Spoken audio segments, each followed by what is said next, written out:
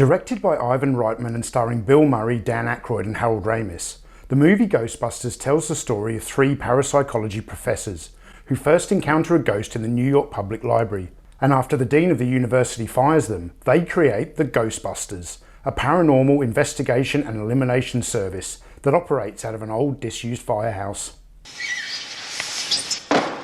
Wow, this place is great! The Ghostbusters develop high-tech equipment to capture and contain ghosts, and while business does start out slowly, they soon become celebrities of sorts, catching ghosts all over New York City, and their movie adventure culminates in a rooftop battle against Gozer the Gozerian, a pair of terror dogs, and a 100-foot-tall Stay Puft Marshmallow Man. Released in the summer of 1984 to both critical acclaim and massive box office, the Ghostbusters went on to become a global pop culture phenomenon with cross-generational appeal. Adults enjoyed the razor-sharp comedy. This man has no dick. While children were captivated by the heroes' ghost-busting adventures, but production company Columbia Pictures was blindsided by the level of success the film achieved, and as such they did not have a comprehensive merchandising plan in place at the time of release. He slimed me. This meant that young fans didn't have any Ghostbusters toys to play with in 1984. In fact, they would have to wait until the Christmas of 1986, but when the action figures finally arrived, they didn't look like the heroes featured in the film. They were instead based on the characters that appeared in the real Ghostbusters animated television series. Somebody seen a ghost? Kenner's Real Ghostbusters is a much-loved but also flawed toy line, and a significant entry in the history of 1980s action figures.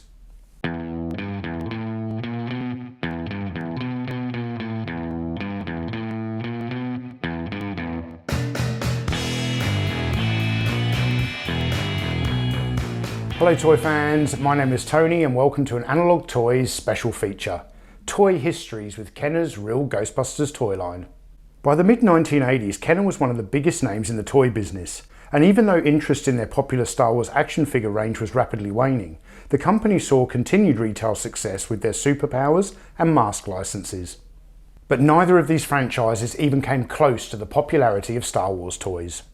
So Kenner continued shopping around for other properties that they could adapt into a range of action figures, and in 1986 they picked up the license to the Real Ghostbusters animated series. At the time this cartoon was being created by Deke, rival production company Filmation was making a cartoon based on their 1970s live-action series called The Ghostbusters, due to disagreements with Columbia over animation rights, which is why the title of the Deke production couldn't simply be Ghostbusters and had to be changed to The Real Ghostbusters. The series follows the continuing adventures of the titular heroes, but for the animated show, the main characters look significantly different to their live-action counterparts. Now that's what I call a happy ending. Not for everybody. The Real Ghostbusters is easily one of the most frightening cartoons of the 1980s. The accompanying Kenner toy line first hit retail stores in the winter of 1986, and Wave 1 included Peter Venkman, Egon Spengler, Ray Stantz and Winston Zeddemore, along with a ridiculously undersized Mr. Stay Puft, and the Green Ghost, aka Slimer. There's something strange in the neighborhood. So who you gonna call? Ghostbusters! Each sold separately. Have no fear. Venkman, Stantz, and Spengler are here. So are these ghosts. They've got ectoplasm. We've been goofed. Now what? Stay Puft Marshmallow Man. Let's show this pile of dessert who's boss. Activate Neutrino Blaster. We ain't afraid of no ghosts. Peter Venkman, Ectoplasm, Stay Puft Marshmallow Man, and other figures each sold separately. Ghostbusters, new from Kenner. Despite the figures standing approximately 5 inches tall, they still feature the same simple 5-point articulation design as the smaller Star Wars figures produced by Kenner years earlier. Each main character is nicely sculpted and quite accurate to their cartoon counterparts, with all the heroes featuring that classic Ghostbusters logo on the right shoulder. The limited articulation included here makes these figures very durable. Unfortunately, the same cannot be said for the accessories. Every Ghostbuster has a hole in the centre of their back, which is used to peg in the proton pack. These packs are fitted with a yellow cord that connects to the neutrino wand, which can be clipped to the side of the proton pack via a hook and bracket system. The problem is, these accessories are made from such brittle plastic that the brackets on the wand can easily crack or break off entirely. When a Ghostbuster wants to use the neutrino wand, the brackets are slipped over the wrist, which is a frustrating proposition if one or both of the brackets on your wand are broken. Now we get to the final piece of this ghost-busting assembly, the proton stream. Each of the 4 Ghostbusters has a different coloured stream, and they are represented here in the form of a curved plastic noodle with a handle on one end that can be spun to give the illusion that your Ghostbuster is firing his proton stream. Alas, these plastic noodles are even more fragile than the brackets on the Neutrona ones. Each of the 4 Ghostbusters figures is also packed in with a small translucent plastic ghost for them to bust, but these mini spectres look more goofy than terrifying, and the thought of a Ghostbuster firing a proton stream in their direction is similar to the idea of them. What are you doing? The Stay Puft Marshmallow Man is manufactured from a flexible vinyl material with only 3 points of articulation, and he is barely taller than the Ghostbusters Ecto-1, making for an almost pointless toy. I know, imagination, right? Well, stuff that. I wanted a Mr. Stay Puft that towered over the Ghostbusters. Also made from a flexible vinyl material, the Green Ghost, who is more commonly known as Slimer, has movable arms and a rotating tail, and comes accessorised with 3 pieces of food. Slimer is also the most iconic toy in the range. I mean, no Ghostbusters display can ever look truly complete without the pop of the vibrant green skin on this character. Another key addition to any Ghostbusters collection is the hero's signature ride, the Ecto-1. And this toy joined the Kenner action figure lineup in the spring of 1987. While this toy vehicle certainly looked the part, it wasn't without its shortcomings. The Ecto-1 features a pair of opening front doors, a fold-down rear hatch, and a ludicrous top-mounted blaster seat that can also be positioned inside the cargo bay if you so choose. This means that 2 Ghostbusters can sit in the front seats. A third can be positioned in the blaster seat, and whichever Ghostbuster draws the short straw for the next mission has the dubious honour of simply laying flat in the cargo bay. And this was a really dumb idea. Even the packaging art only depicts 3 of the Ghostbusters on the box. I guess the other one is hitchhiking? The Kenner Ecto-1 also includes a ghost-grabbing claw action feature, so naturally this vehicle also comes with another small translucent ghost to catch. To operate this feature, you grab the claw out of the cargo bay and keep pulling until the attached cable is fully paid out. Grab the ghost with the claw and shift the Ecto's exhaust switch to the right, and then as the vehicle drives forward it starts pulling the ghost into the cargo bay. This is a clever little play feature, the engineering for which was adapted from an earlier Kenner toy, the Indiana Jones Desert Convoy truck. So we've got the 4 core characters, a couple of ghosts, and the team's signature ride. Now, the playset. The Kenner Ghostbusters Firehouse headquarters was not released until the winter of 1987, a full year after the first action figures hit store shelves, and I've always viewed this toy as more of a diorama display piece than a playset, because there's very little going on inside. Take a look at the box for Mattel's Castle Grayskull playset, which lists off tons of play features, including an opening drawbridge, a combat trainer, an armory and weapons, a trapdoor, a castle throne, a working elevator, a laser cannon, a ladder, a flag, and 4 levels of adventure possibilities. The Ghostbusters Firehouse, on the other hand, has a containment unit and trap, a fire pole, and goop grates. Come on, it's hardly a comparison. The facade of the firehouse looks very nice, and the front of the building includes opening doors and the Ghostbusters logo on a sign that plugs into the wall. On the inside, the lower level kinda houses the Ecto-1, but not quite.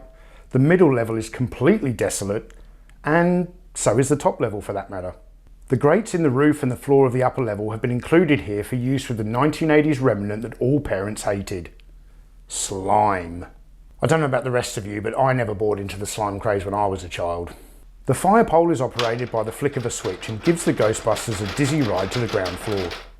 Finally, we get to the Ghost Containment Unit, which is a rather oversized construct, and the accompanying ghost trap, which looks nothing like the device used by the Ghostbusters in the cartoon.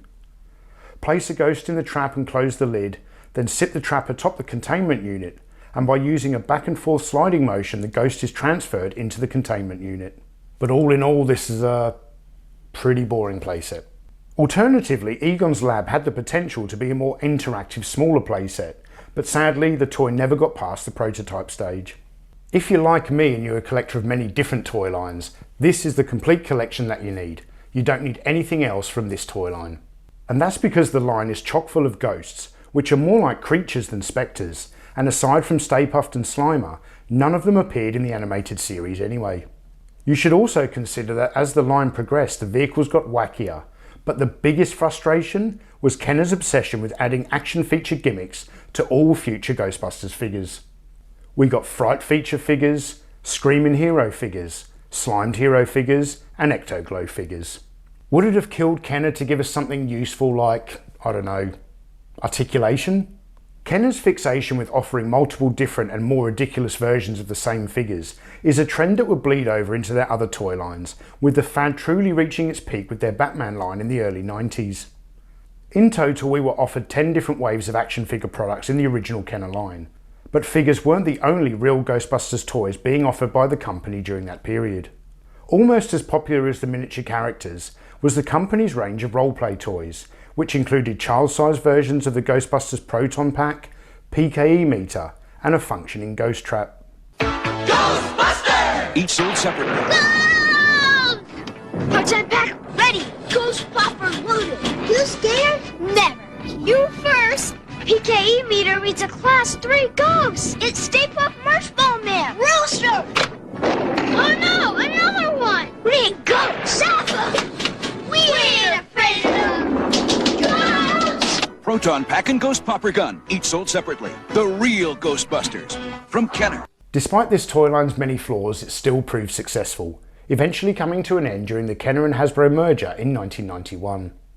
Following the cancellation of the original Kenner line, Ghostbusters fans would have to wait almost 20 years before being offered new action figures who were produced by rival toy company Mattel and came in the form of 8-inch tall Mego-styled figures with removable clothing and loads of accessories.